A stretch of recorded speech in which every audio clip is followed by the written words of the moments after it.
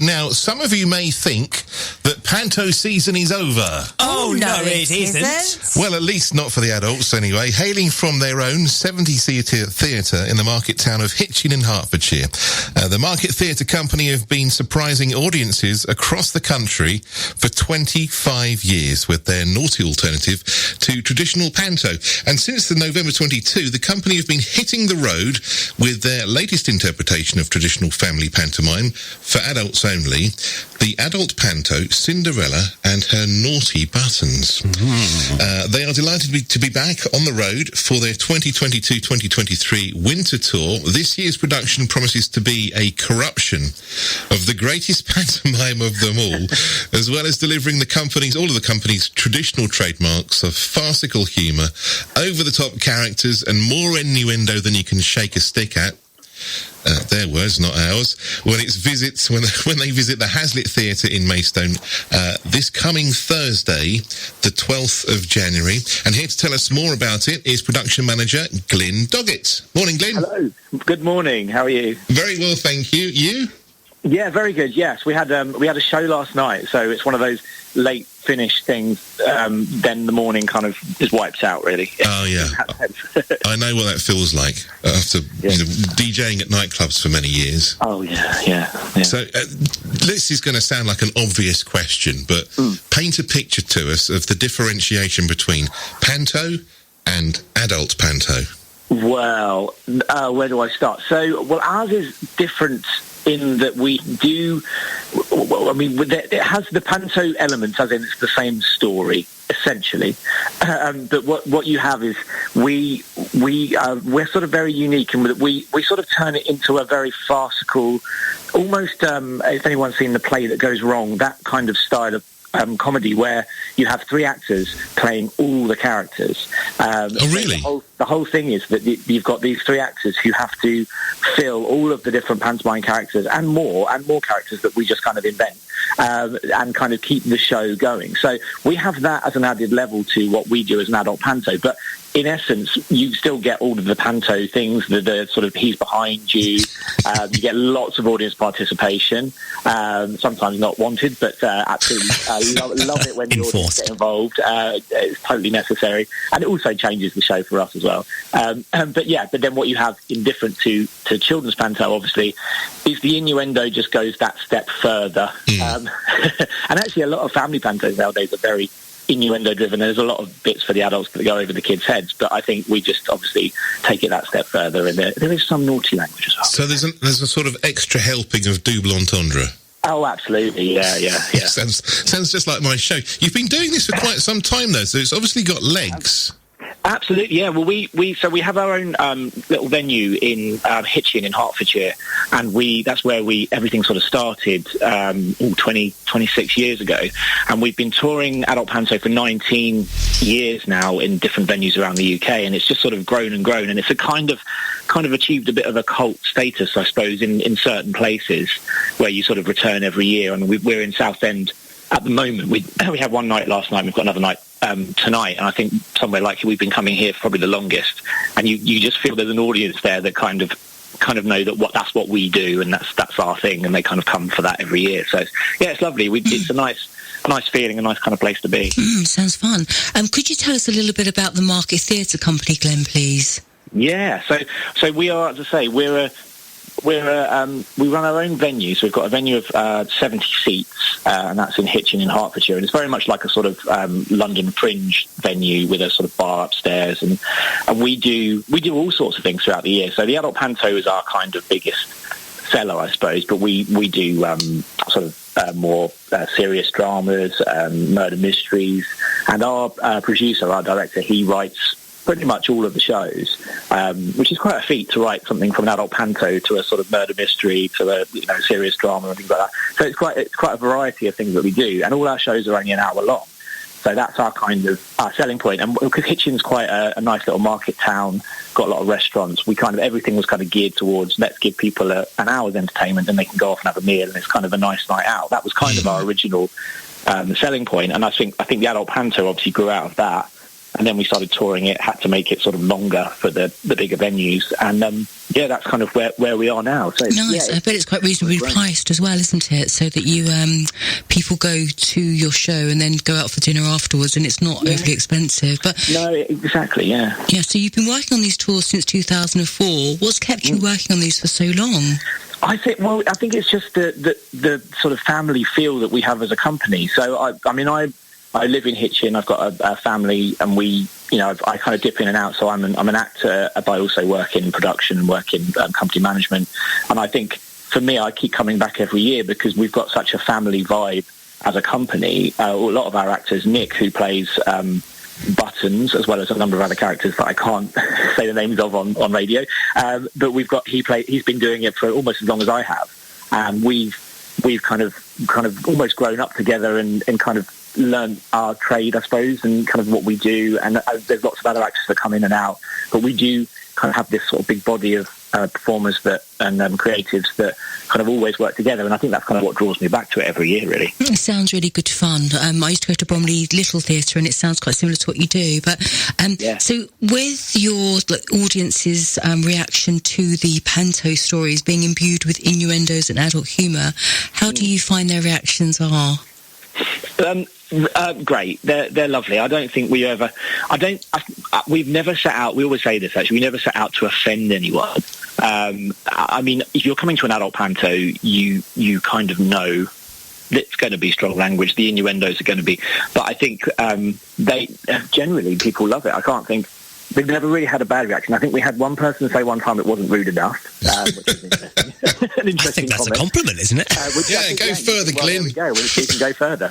We love Carry On here, so you're in good company. Oh, good. Well, and that's very much our style. It's very much the old style Carry On. I always kind of emphasise the farce. It is a farcical comedy. I mean, there's the panto elements and the sort of slapstick, but it's all about the chaos, the confusion, these three actors that are working their socks off to just keep the show going despite whatever happens. And you've got Nick as the sort of longest running one, I suppose. People kind of know him as the person who's sort of holding it, or trying to hold it all together. That's kind of our thing. And it is, it's a fast comedy. And you mentioned earlier about the producer and director creating the show. Just one thing I'm intrigued about is how does the process work for selecting and then adapting each show? So, for example, you've taken Cinderella this year. So, how does the adaptation of the Naughty Buttons then come into it? Wow, I think so. You start with what's a pantomime that people know? What's the story that people know? And with all the shows we've done, they're obviously the obvious pantomime titles.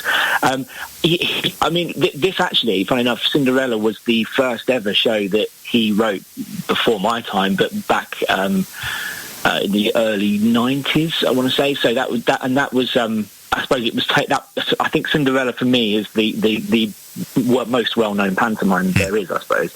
And I suppose you take the story, and what he does is kind of takes it, then pulls it apart, looks at these are the initial characters. Let's add in another plot. Let's see where we can change the setting. Let's kind of that's kind of the process he goes through. What we then do as a company is he will write the show. Give us the scripts. He'll say, read it through, see what you think, and then we will then give our input and say, well, that works, that doesn't work. We could do that. And I think because we've kind of established a thing now, having been doing it for so many years, where we all kind of know shorthand, well, that's going to work, or actually there's a thing we do there that could work quite nicely with the audience that we do every year. And it kind of builds from there. And then even once the show is up and running in front of an audience, it still then evolves even more because the audience then give things to it. I think we're now at a point where we're kind of sort of happy. Although, having said that, last night we had a thing where the actors came out at the end, and we have a song sheet with the audience at the end, like pantos do, where the words are on a sheet. They came out, they put the song sheet up, and it was upside down. And it's not something we ever thought about. But in the chaos and the confusion of the show, we said, you know what, that actually works. Let's do that tomorrow night as well. You just don't know. You always find something else. And when an audience reacts in a way that they did last night with that, it's like, well, actually, let's keep that in. I love a mistake that's a gift. Yes. Yes. And it's so when we have mistakes in the show that are written in mistakes. You know, there are so many in the show that actually are part of the show. But the nice thing is then you have one that kind of organically comes out of something the audience do or something that you do on stage accidentally, and then they get added. And then it really is difficult to tell what we started with and what happened throughout. So it's fascinating. Well, it sounds as if like the process of the development of the piece is ongoing, as you say. There's sort of building in that audience reaction to help it develop. But is there like a rough timeline of like how long it takes to go from that idea of this is the show we're going to do to then adapting it ready for the first performance? So how long does that process take? Well, we work really quickly. So because we're all sort of professional working actors, so we all kind of and time and obviously time and money is tight in that sense. So the show is written over about 2 months. He's kind of doing that. And this is Kirk Foster, by the way, he's artistic director. He writes the show, the script, and then we get the script. They normally have about 2 or 3 weeks, probably a month to learn it. And then we go into the rehearsal room, and this year we had 3 weeks, 2 or 2.5 weeks of rehearsal. And then we were up and out and on the road. So it's fairly short once you actually get to the actual process of rehearsing. You're sort of pros, like 2 aren't months, you? isn't it? Yeah. Roughly. Yeah. And so you're coming to the Hazlitt on the 12th of January. I think you actually mentioned this earlier, but this isn't your first time to Maidstone, is it? Have you visited us before? Yes, we have. Yeah, I've lost track. I want to say I think it's our 4th or 5th time coming to Maidstone. But I love that venue. It's just a really lovely venue, really nice vibe. The people are always so welcoming. So it's a lovely one to come back to. Nice. The Hazlitt is a lovely place. Yeah.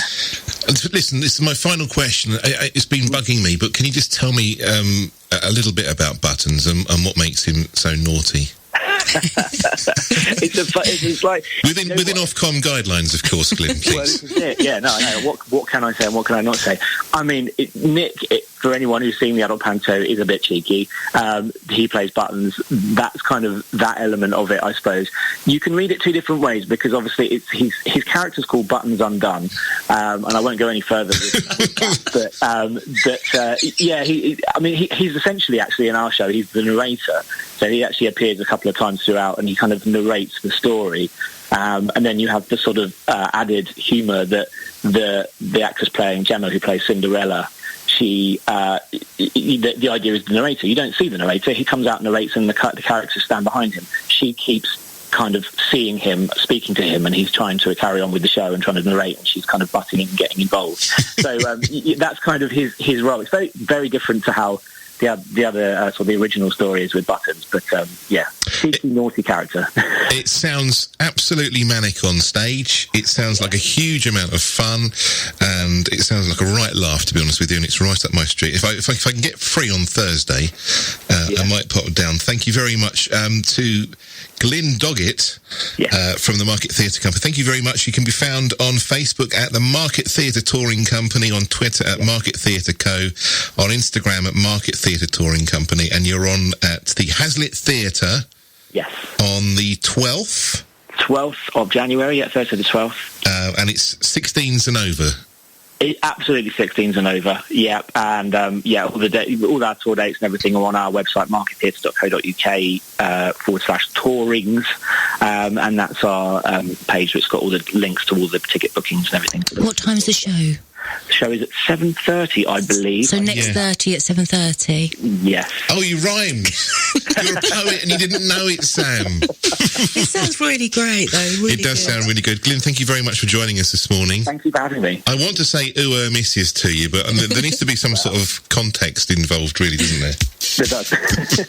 All right, Glyn, thank you very much. Have a great show on Thursday, and if you're ever in the area, do pop in with Buttons. And absolutely, yes, I will. Yes, we'll see how naughty he really is. Yes, oh God, yeah. All right, thanks, Glyn. Thank you, Glyn. Cheers, bye. Thank you.